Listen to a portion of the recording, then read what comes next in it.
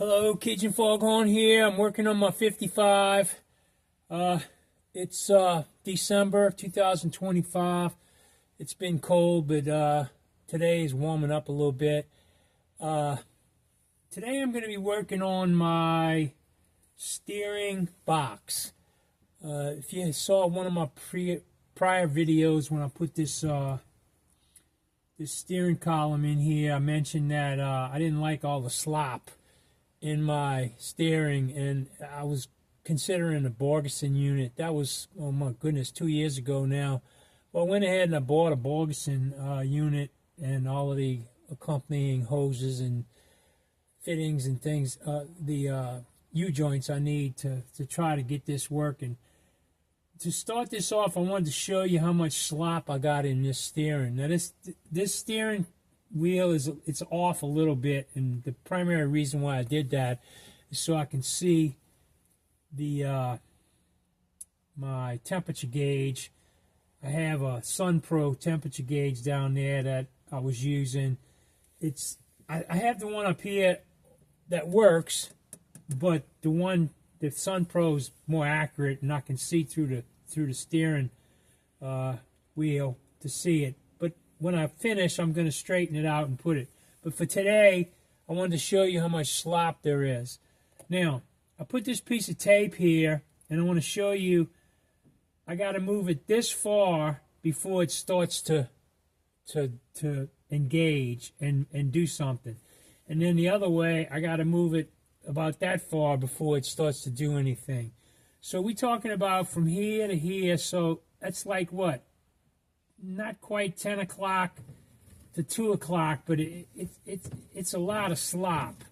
And when you're driving down the road and you got to keep doing this to stay straight, it's annoying. And I'm used to driving a brand new, well, relatively new vehicle, and the steering is really nice and tight.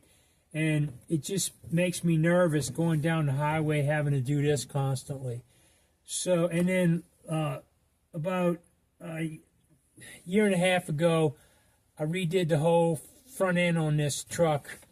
I don't know if you recall, I had mentioned it once before, but whoever built this truck put in a 1978 Plymouth Volare independent front suspension. It does have power steering. And I redid all of the bushings, new ball joints, top and bottom, and anywhere that I could change anything, I did to eliminate that being a problem.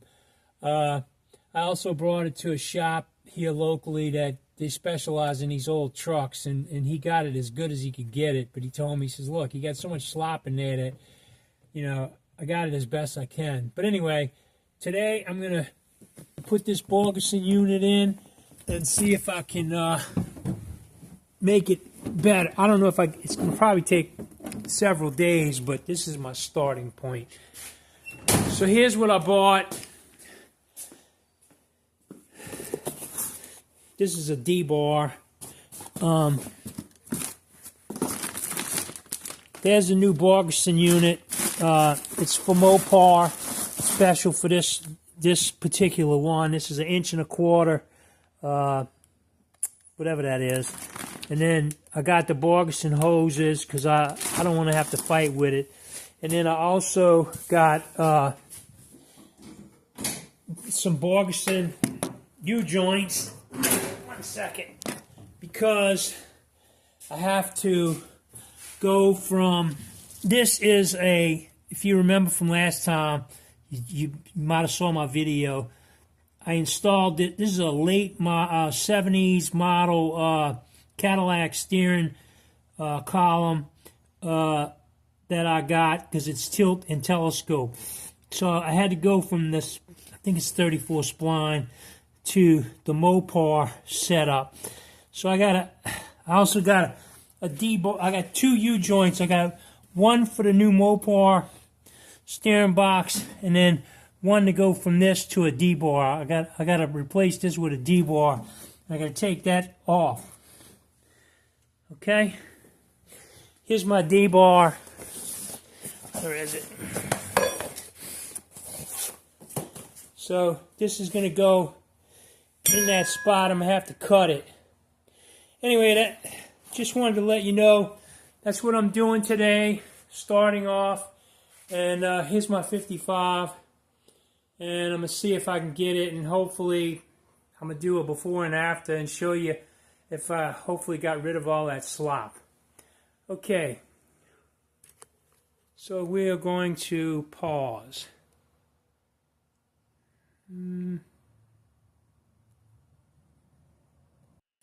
Okay, first thing I'm going to do, wait, let me get this light working. First thing I'm going to do is, well, I took a turkey baster and I sucked out as much of that fluid as I could. Now I'm going to take off that these hoses. One of them is connected with a clamp, and the other one is connected with a bolt, screw, whatever you call it, and try to clean it up a little bit with some brake part cleaner.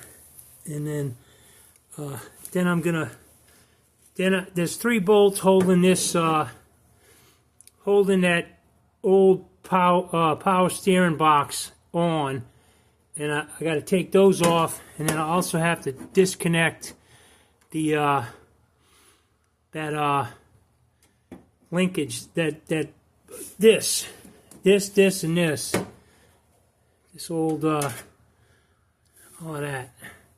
So anyway, that's where I'm going. Okay, I disconnected the hoses, and I drained the remainder of the oil into that little bucket. And the next thing I did was I used my impact, and I don't know why I had this. I don't know why I had that that big socket there. It's a 1 5/16, but whatever. I must have bought it when I was doing this front end, and I loosened that this idler arm nut. Now I got to go to AutoZone and rent one of those pullers. So that's what I'm doing next.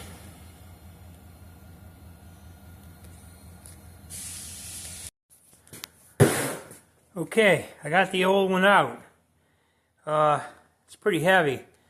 It's a monster compared to this one, but I got it out. And thank goodness there's so much space in here, because I've seen some other guys have these Mopars with those big blocks, and they really have a lot of trouble. They got to take off exhaust manifolds. By the way, that wasn't an idler arm, it was a Pitman arm I had to go get the puller for. You know, I was lucky that I got so much space in this old truck that it was easy. Pretty easy anyway. So, okay. Next step is I'm going to put that on, that Borgeson unit right there, and hopefully those splines fit right into that Pitman arm. Anyway, that's it for today. Okay, YouTube, I have the new Borgeson steering box installed. I torqued the bolts down to 105, and then I also installed the Pitman arm on the bottom part, and I torqued that to 105. The instructions said between 100 and 115 or something like that, so I figured 105 was good enough. And now I have to take this thing down off the jack stands, and I'm going to start installing the hoses, and then I'm going to try to get the those U-joints in, because I got to cut that D-bar. All right, I'll show you that when I get to it. Okay, YouTube, I'm going to do a dry fit with these Borgeson U-joints. This one is the one with the damper, and just want to see how they're going to line up here. And then this is the one for my Cadillac steering column.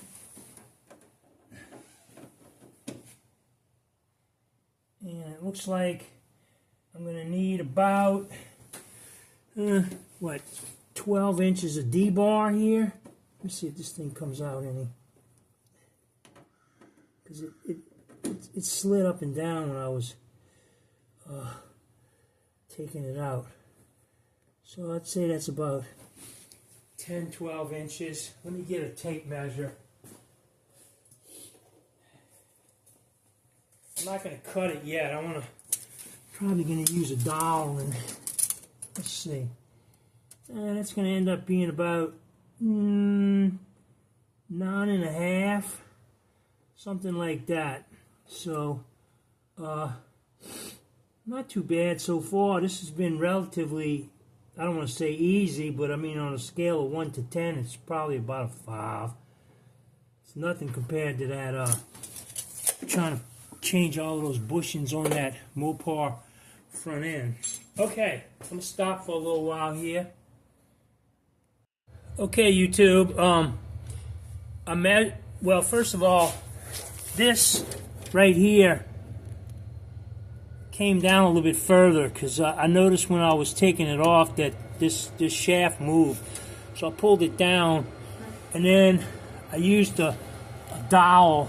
I'd rather mess up a dowel than a double D rod, and I'm glad I did, because the first one I used was a little bit too short. So this looks like it's going to fit right, because it's right at the edge of the top one, and it bottoms out on the bottom one, and that's what it's supposed to do. So this looks like the size I got to cut. So now I'm going to try to make sure I line it up correctly, and then I'm going to cut the D-rod. Alright, pause for now.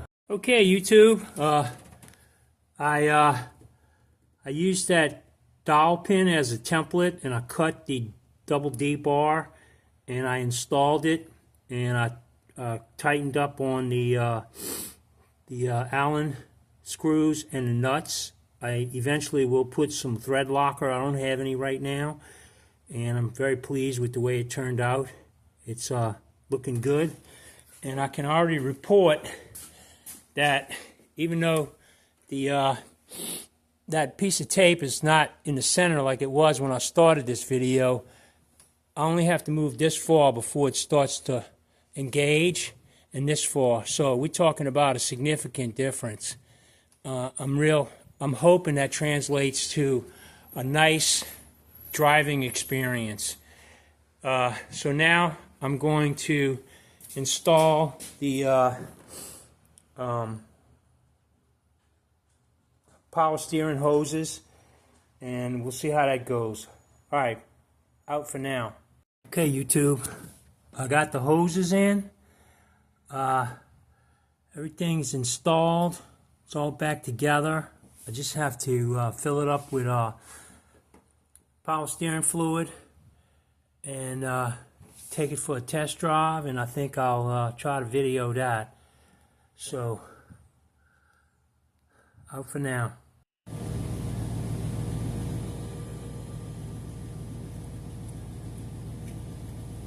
Okay, YouTube, I finished installing my Borgeson steering gear. Filled it up with the appropriate steering fluid. Now I'm going to take it for a test drive. I want to see how it's responding, and already I can tell you that the steering is a lot tighter than it was. So this looks like a success. It probably cost me a little bit more than it had I gone with steering gear or firm feel. And I have nothing against any of those companies. And anybody who has done that and they are happy with it, that's great. It's just that after a lot of research, I decided to go with the Borgeson unit. And I can tell you right now that the steering is much more firm and responsive, and I don't have to go back and forth with it. This is really nice. I don't think I'm going to regret this at all. And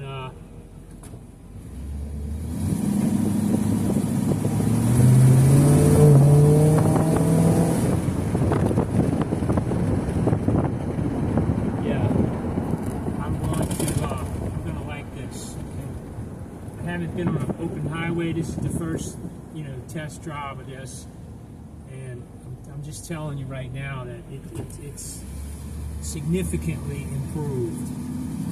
Plus, kudos to Borgeson because everything fit right on like it was supposed to. I bought the Borgeson hoses and also the Borgeson universal joints, and it fit right on there.